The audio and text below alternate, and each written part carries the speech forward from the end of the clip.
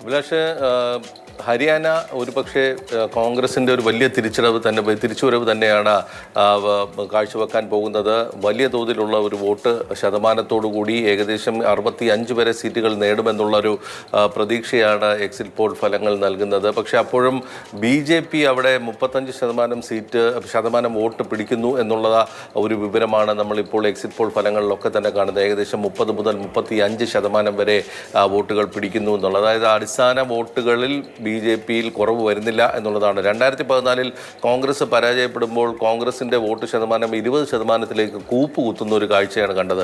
പക്ഷേ ഇവിടെ BJP 35% പിടിച്ചു നിൽക്കുന്നു എന്നുള്ളതാണ്. അതായത് BJP കേന്ദ്രങ്ങൾ ഇപ്പോഴും പ്രതീക്ഷ വെച്ച് പുലർത്തുന്നുണ്ട് എന്നുള്ളതാണ്. ഈ കണക്കുകൾക്കപ്പുറത്തേക്ക് മാറിയുള്ള ജാതി സമവാക്യങ്ങളുടെ ചില ചേരുവകൾ ചേരുമ്പോൾ പിടിച്ചു നിൽക്കാൻ കഴിയുമെന്നുള്ളൊരു വലിയ വിലയിരുത്തൽ BJPക്ക് ഉണ്ടെങ്കിലും ഇന്നത്തെ സാഹചര്യത്തിൽ അവിടെ ഹൂഡ 10 കൊല്ലത്തിന് ശേഷം ഹൂഡ കുടുംബം വീണ്ടും അധികാരത്തിൽ കയറുന്നു എന്നുള്ളത് തന്നെയാണ്. അത് സ്വാഭാവികമായിട്ടും അതിൻ്റെ ദേശീയ പ്രത്യാഘാതം വരുന്നത് മഹാരാഷ്ട്ര തെരഞ്ഞെടുപ്പിലായിരിക്കും, ജാർഖണ്ഡിലായിരിക്കും എന്നുള്ളതാണ്. മഹാരാഷ്ട്രയിൽ വലിയൊരു വിജയം തന്നെയാണ് മഹാവികാസ് അഘാടി പ്രതീക്ഷിക്കുന്നത്. ഈ ഒരു ട്രെൻഡ് നിലനിൽക്കുകയാണ്. ഈ മഹാരാഷ്ട്രയിൽ BJPക്ക് വലിയ തോതിൽ പ്രതീക്ഷ വെക്കേണ്ടതില്ല എന്നുള്ളതാണ്. ശിവസേനയുടെ ഒരു കഷ്ണം മാത്രമാണ് ഇപ്പോൾ BJPയുടെ കൂടെ ഉള്ളത്.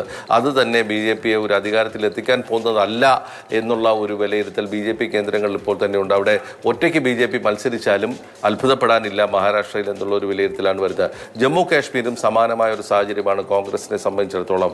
ഏറെക്കാലം അധികാരത്തിൽ നിന്ന് പുറത്തെത്തിയ ശേഷം വീണ്ടും നാഷണൽ കോൺഫറൻസിനോടൊപ്പം തന്നെ അധികാരത്തിൽ കയറാൻ കഴിയും എന്നുള്ളൊരു പ്രതീക്ഷ ഇപ്പോഴുണ്ട്. അതായത് എക്സിറ്റ് പോൾ ഫലങ്ങളൊക്കെ ഒരു തൂക്കുസഭയാണ് അവിടെ ഇപ്പോൾ പ്രവചിച്ചിട്ടുള്ളത്. അതേസമയം സ്വതന്ത്രരുടെയും മറ്റും പിന്തുണയോടുകൂടി BJP വലിയ തോതിൽ കാശ് മുടക്കി സ്വതന്ത്രരെ നിർത്തിയിട്ടുണ്ട്. ജമാഅത്തെ ഇസ്ലാമിയുടെ പ്രവർത്തകരെ, എഞ്ചിനീയർ റഷീദിൻ്റെ ആൾക്കാരെയൊക്കെ. അപ്പോൾ അവരെല്ലാവരും ജയിച്ചു വന്നു കഴിഞ്ഞാൽ ഭൂരിപക്ഷം ജമ്മുവിൽ നിന്നുള്ള വലിയ വോട്ടുകളുടെ കൂടി കൂട്ടത്തിൽ ഭൂരിപക്ഷം ഉണ്ടാക്കാൻ കഴിയുമെന്നുള്ളൊരു പ്രതീക്ഷ ജമ്മു കാശ്മീരിൽ BJP വെച്ച് പുലർത്തുന്നുണ്ട്. പക്ഷേ കാശ്മീർ താഴ്വരയിലെ മികച്ച പ്രകടനം, അതോടൊപ്പം തന്നെ ജമ്മുവിൽ പോലും 15ഓളം സീറ്റുകൾ നാഷണൽ കോൺഗ്രസ് സഖ്യം പിടിക്കുന്നു എന്നുള്ളൊരു കണക്കുകൾ, ഇവയെല്ലാം വെച്ച് നോക്കുകയാണെങ്കിൽ BJPക്ക് വലിയ പ്രതീക്ഷ ജമ്മു കാശ്മീരിലും ഉണ്ടാകേണ്ടതില്ല എന്നുള്ളതാണ്. മാത്രമല്ല ഹരിയാനയിലേക്ക് വരുമ്പോൾ ഈ ജാട്ട് വോട്ടുകളുടെ ഷിഫ്റ്റ് കോൺഗ്രസിനെ വലിയ തോതിൽ BJPയെ വലിയ തോതിൽ ബാധിച്ചിട്ടുണ്ട് എന്നുള്ളതാണ്. അത് പ്രധാനമായും കർഷക സമരവും നമ്മൾ നേരത്തെ ചർച്ച ചെയ്ത പോലെ തന്നെ ഗുസ്തി താരങ്ങളുടെ സമരവും ഒക്കെ തന്നെ ഇക്കാര്യത്തിൽ BJPക്ക് വലിയ തോതിൽ തിരിച്ചടിക്ക് വഴിവെച്ചിട്ടുണ്ട്.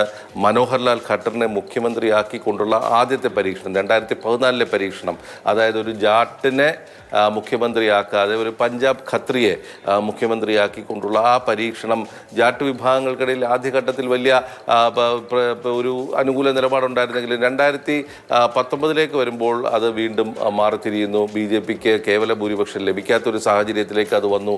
JJPയുടെ പിന്തുണയോടെ ഭരിക്കേണ്ടി വരുന്നൊരു സാഹചര്യം.